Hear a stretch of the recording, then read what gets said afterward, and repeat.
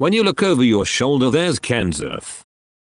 Near the end of the race, the driver waiting silently with feline finesse, the one that is in a good position to swoop in and take the win, is Matt Kenseth.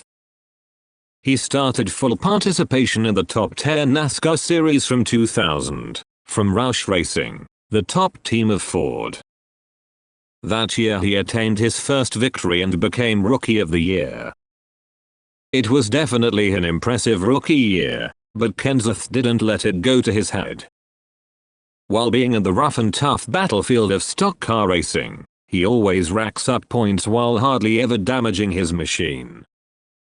With the style he's established for himself, he won his first overall championship in 2003. The deciding factor in his victory was this incredible stability. Of the 36 races in the season, he finished in the top 10 in 25 races, which accounts for close to 70%.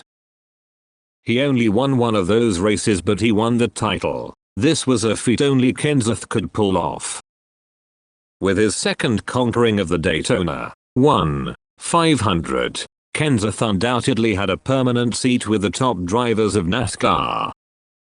However, after the 2012 season, he left Roush, with whom he had raced for 14 years. He then joined Joe Gibbs Racing.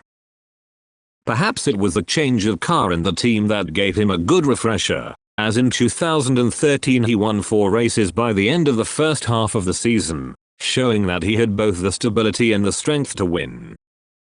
He has oval racing down to a science, and once he sees his chance he will not relent. The will to win hidden behind the cold, cool driving style is a welcome addition for the Toyota team.